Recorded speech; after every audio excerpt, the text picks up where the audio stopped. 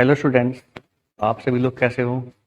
बेटा, आज का जो लेक्चर है उसमें हम यूनिवर्सल ह्यूमन ऑर्डर अर्थात सार्वभौम मानवीय व्यवस्था इस पर डिस्कस करने वाले हैं। तो सार्वभौम मानवीय व्यवस्था अर्थात यूनिवर्सल ह्यूमन ऑर्डर, इस बात का क्या मतलब है?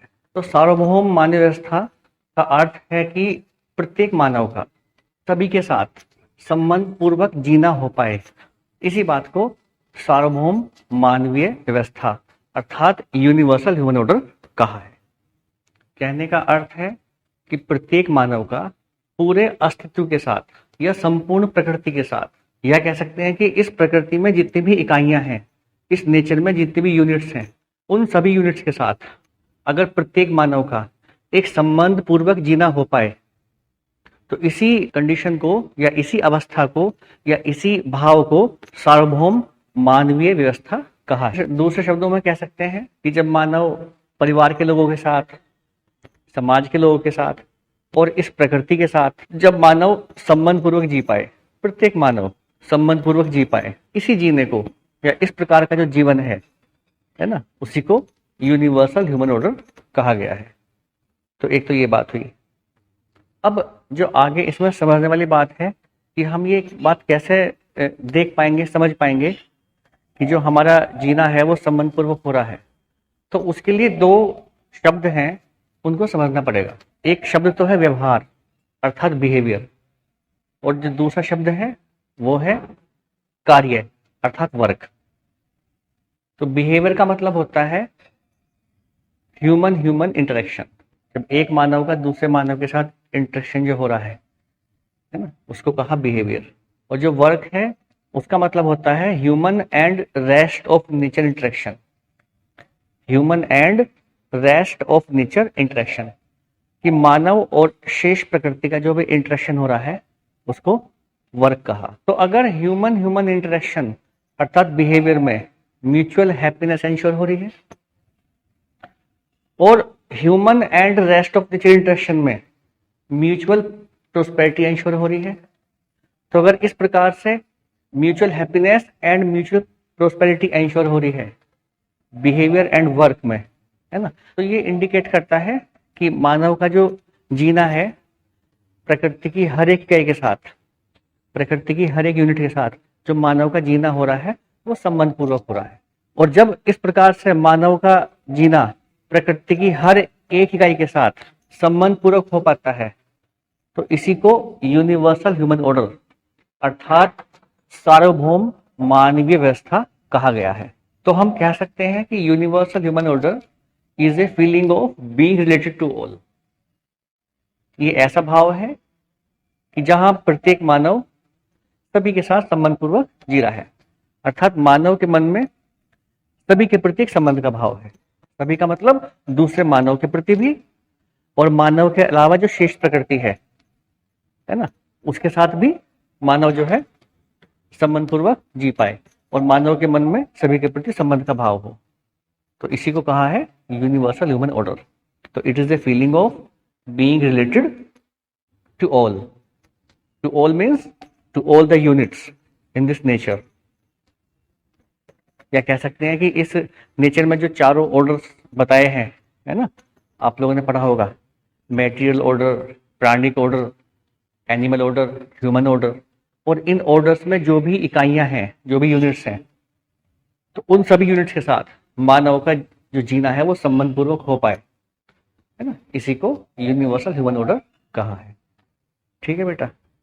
अब मानव का जीना सभी के साथ संबंध पूर्वक हो पाए, ये कैसे पॉसिबल होगा, या ये सिचुएशन या ये भाव दशा कैसे इंश्योर होगी? तो इसके लिए दो बातों की क्लैरिटी होना बहुत जरूरी है प्रत्येक मानव को। पहली बात है कि जो प्रत्येक मानव है उसको कॉम्प्रिहेंसिव ह्यूमन गोल्स की क्लैरिटी होना बहुत जरूरी है, और दूसरी बात है कि वो कॉम्प्रिहेंसिव ह्यूमन गोल्स पूरा कैसे होंगे, उनको पूरा करने का क्या प्रोग्राम है, उस प्रोग्राम की क्लैरिटी होना भी बहुत जरूरी है, आवश्यक है।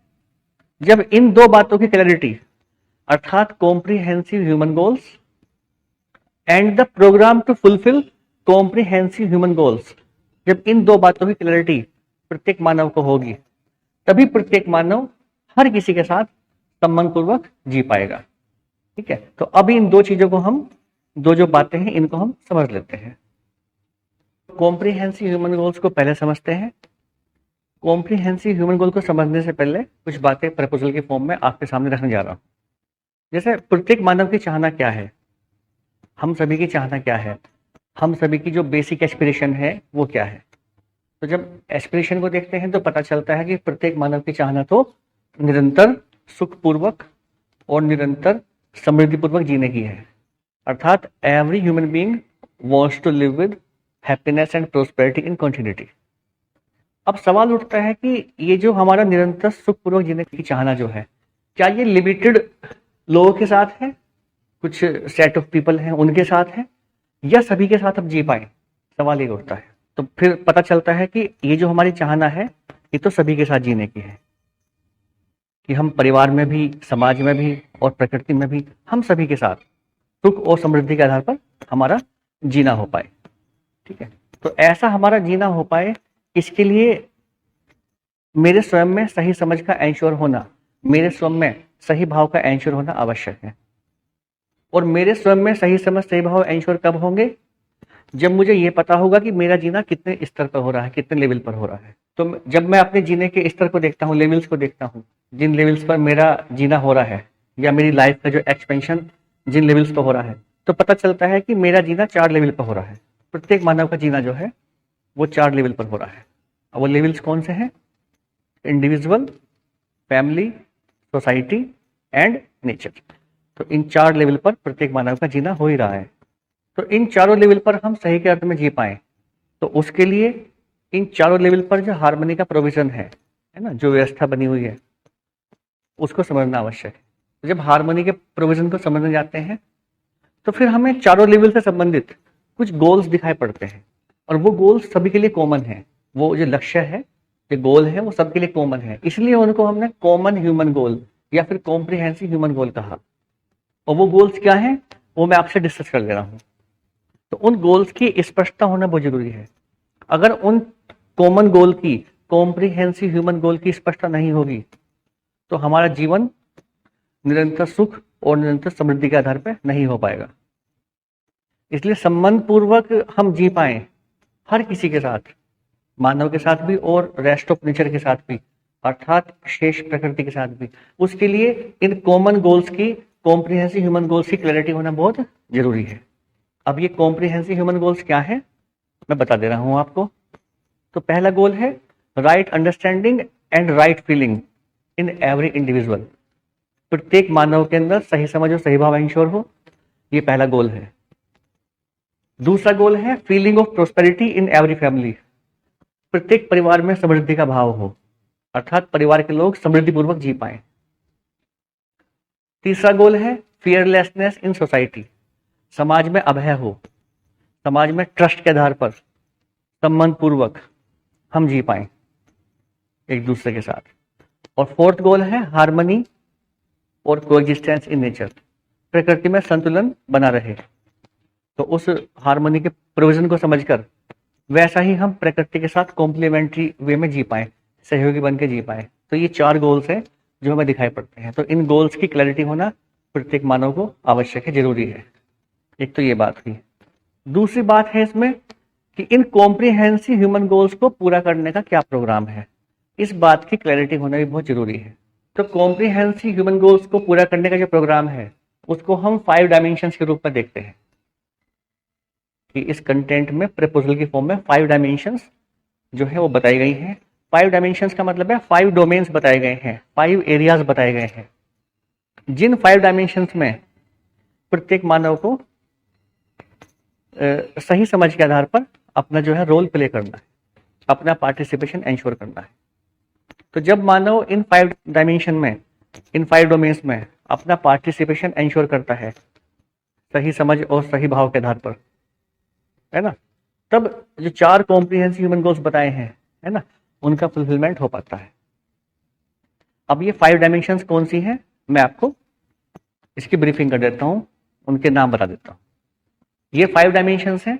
पहली एजुकेशन संस्कार, अर्थात शिक्षा संस्कार।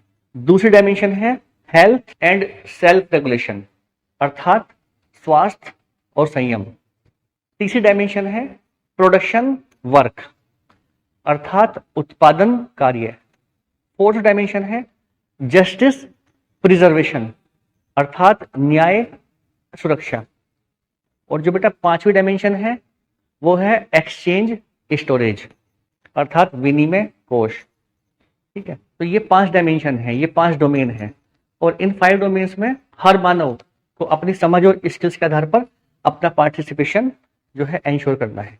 तो राइट अंडरस्टैंडिंग के बेस पर, राइट स्किल्स के बेस पर मानव को इन 5 डायमेंशंस में अपना पार्टिसिपेशन एंश्योर करना है, अपना रोल प्ले करना है ना। तो जब मानव इन 5 डायमेंशंस में अपना रोल प्ले करता है, अपना पार्टिसिपेशन एंश्योर करता है, प्रत्येक मानव, है ना, तब जो 4 कॉम्प्रिहेंसिव ह्यूमन गोल्स मैंने आपको बताए थे उनका फुलफिलमेंट हो पाता है ना। उदाहरण के लिए जैसे मान लिया पहली डायमेंशन है शिक्षा संस्कार, है ना।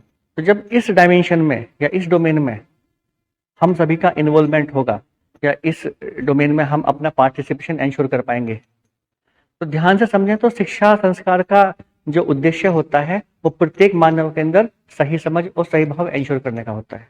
शिक्षा का पर्पज ये है कि प्रत्येक मानव के अंदर सही समझ सही भाव एंश्योर हो जाए। तो जब इस डोमेन में काम करेंगे तो जो पहला कॉम्प्रिहेंसिव ह्यूमन गोल है वो पूरा होगा। और पहला कॉम्प्रिहेंसिव ह्यूमन गोल क्या था?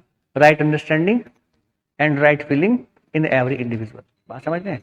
तो इस प्रकार से ये जो भी डायमेंशंस हैं इनका सीधा जो संबंध है वो कॉम्प्रिहेंसिव ह्यूमन गोल्स के फुलफिलमेंट से। तो हम कुल मिला के ये बात कर रहे हैं, जब हर मानव को मानवीय लक्ष्यों की स्पष्टता होगी, कॉम्प्रिहेंसिव ह्यूमन गोल्स की क्लैरिटी होगी और प्रत्येक मानव को ये पता होगा कि ये कॉम्प्रिहेंसिव ह्यूमन गोल पूरा कैसे होंगे, उसका क्या प्रोग्राम है, अर्थात वो 5 डायमेंशंस कौन सी हैं जिनके द्वारा कॉम्प्रिहेंसिव ह्यूमन गोल्स पूरा होते हैं। जब इन 2 बातों की क्लैरिटी प्रत्येक मानव को होगी तभी प्रत्येक मानव सभी इकाइयों के साथ संबंध पूर्वक जी पाएगा या हर एक यूनिट के साथ उसका जीना संबंध पूर्वक हो पाएगा। और अगर ऐसा वो जी पाता है सभी इकाइयों के साथ संबंध पूर्वक, तो इसी को यूनिवर्सल ह्यूमन ऑर्डर अर्थात सार्वभौम मानवीय व्यवस्था कहा है। तो मैं आशा करता हूं कि आप ये कंसेप्ट समझ गए होंगे। तो आज के लिए बेटा इतना ही रखते हैं। तो मुझे धैर्यपूर्वक सुनने के लिए आप सभी का बहुत बहुत धन्यवाद। ठीक है बेटा, ओके।